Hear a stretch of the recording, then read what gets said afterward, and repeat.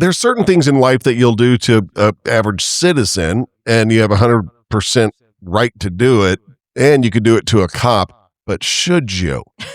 Wait till you hear what this woman did to a police officer. She had every right to do it, but it's just, I don't know if it's such a great decision. We'll get into that in just a second. If you're just joining us, you've missed a good part of the show. You can stay caught up by streaming the podcast version of it. Search JB and Sandy on the iHeartRadio app. We were talking about the celebrity that JB ran into the other day. Also talked about how the 290 flyover is getting fixed, and that JB got another Got Me, but he's happy with this one. It's about getting more protein into your system. You can hear all that by streaming the podcast. Search JB and Sandy. So, Tricia, you have this story about this woman that has a reserved parking spot and a cop parked in it, right? Yeah. And what she did, I was like, I don't know if I could do that. She lives in North Carolina. She comes home, and in her reserved parking spot that she pays for every month to be just for her is a marked police cruiser parked in her spot. This woman called the tow truck and had the police cruiser towed. Ooh. She uploaded a video of it being towed away, and it's been viewed over like 7 million times. She's become an internet sensation.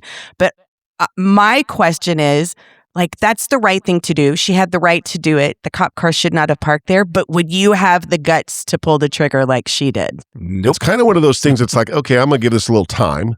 It could be important. Whatever the official police business, give them 20 minutes or so.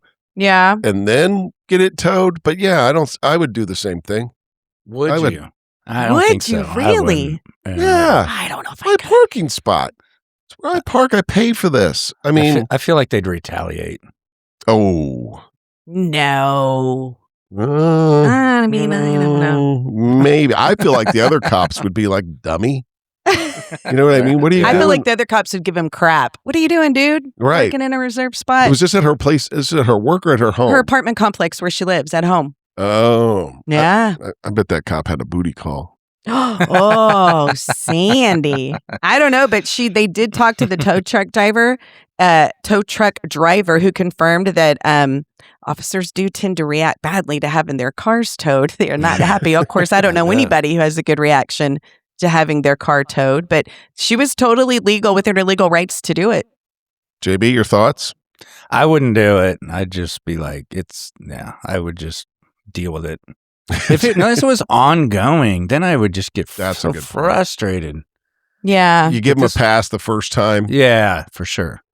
But if it happens again, I feel like maybe then you call the 311 and you're like, I feel weird about this, but you know what I mean? I don't know. What if they're like, big official business going on, ma'am? Yeah. Would you honk at a cop at a stoplight? Ooh, I did. What? Oh, when they didn't go? Yeah, 183 McNeil. Sitting behind a cop. He's clearly on his laptop while he's at the light. They got those laptops built into their cars. And I'm sitting there, and I gave him a much wider berth than I do most people, because I have a very short fuse, people that don't go at green lights, because they're looking at their phones. Exactly, yeah. And I gave this guy way more time than normal, and everybody else is going, and I'm right behind him, and I gave my toot-toot. So not your signature trademark, Sandy, lay on the horn. No, I extended a little bit of courtesy to our police officers. Probably a good idea. Notifying him that the light is green and it's about to turn red. So let's go. Did the cop acknowledge, kind of sorry, the little sorry wave? No, he did not. He didn't. And mentioning that, JB, do you guys feel like the thank you wave is kind of dying a slow death in Austin? Oh, I get mad if I let somebody in and don't get a thank you wave. Oh yeah. I'm furious. Yeah, that ticks me off. And then I just lean forward into my windshield and I wave and I mouth "You're welcome." Yeah. When they don't. When I give the thank you wave, I always make sure I'm far enough over that they can see me doing it. Yeah. Sometimes I stick my hand out my sunroof. I'm like, hey, thank you. Credit. Appreciate you. But do you feel like it's going away, JB? I think so. It's just more tense on the roads in and around Austin than it was 20 years ago. I mean, there's no denying that. Right. You know what else is going away? The driving down the road, more like a country road or a neighborhood road, and when you pass another car, doing the little flip your finger up, like a little acknowledgement. I do that when I'm out on country roads, and people think I'm crazy. I think certain car owners do that too. If they see another car of the same type of car, they give the wave. Yeah, Jeep owners do it. It's big with Jeep people. Jeep people throw small plastic ducks at each other. That's their acknowledgement. Motorcycle people do it. They do like 2 fingers down to the side on the inside, on your left side. Question about that, JB. You ride a motorcycle. Do, say, like a regular road bike guy, does he do that to crotch rocket guy? Not always. Oh, okay. Yeah. That's what I was wondering. There's the really hardcore Harley people hate everything. They're the bosses of the road.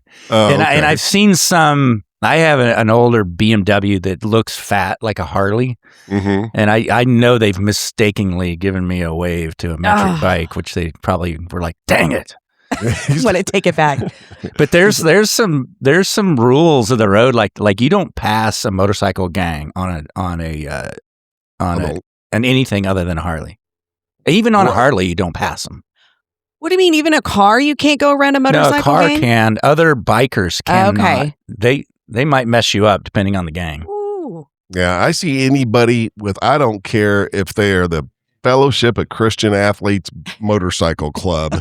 I am not, if they've got the vest on, the blue with jean any vest. patch on it. I don't care what patch is on, I'm not getting near that person.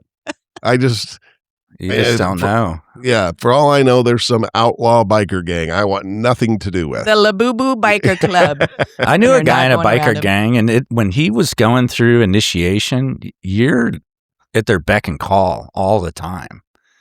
It's a lot to go through.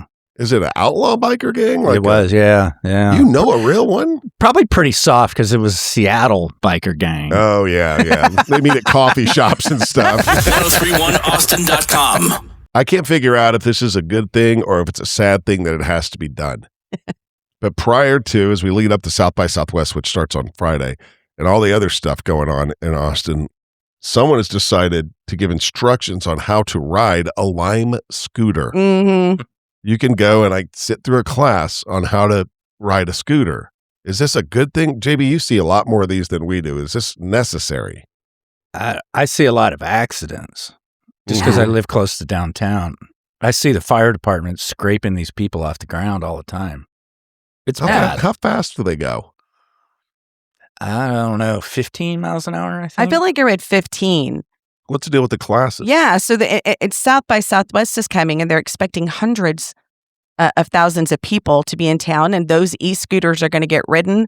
So the Downtown Austin Alliance and Lime have partnered up to teach free training and safety classes at Republic Park the first week of each month. The first installation of the First Ride Academy is what they're calling it, was on Saturday at Republic Park. And it's basically like, we got to stop having so many accidents. People are already complaining about how crazy the e-scooter drivers are, and with no helmets and with no training. So this is them trying to cut down on accidents a little bit, I think. People I don't get on think those. Go ahead, anyone's Judy. going to show up for this. I don't think anyone's going to show up to do this I don't course. think so either. I No. don't either. I It's mean, not- is it a little CYA for him, maybe? You think that's what it is? Maybe Lime's putting it out there as like, we offered classes, you didn't take the class, we're not liable. Oh, I see what you mean. It's Yeah. Yeah. if someone dies and sues Lime, they're going to go, we offered free classes. Yeah, if you could have gone. You know, we're getting 1,000 Interesting. additional gliders in the Lime fleet ahead of South by Southwest. Glider. What's a glider? It's a glider is one of their new e-bike glider. You have the scooter and an e-bike glider. I'm a Segway guy. Oh, yeah. I rent Segways and cruise around. How downtown. many scooters do you think are in Ladybird Lake? In the lake. 940. There's got to be tons. Yeah. There has to be so many. I mean, that is really funny. If you are drunk and on one of the bridges downtown, that's really funny. I mean, if you're a 20-something-year-old dude and you're out there tearing it up and drinking and get a scooter, it is. I would have done that just to make everyone laugh. Throw it in the river. Yeah, heck yeah. There's got. You know what they're telling you to do too when you rent one? They're saying before you get on it, You need to make sure everything is in working order by checking the brakes and the handles and the steering. No one does that. You just one go. drunk guy out there is going to be like, hold on, safety check before I get on my e-scooter. Right. Yeah, right. So, well, I still have not ridden one to date. It's a boycott. Yeah, I'm with you. I'm too proud. I'm too much of a dude to ride one. I don't want. I mean, so the thing that I do to get around town, it's this old school thing. It's called walking. 1031austin.com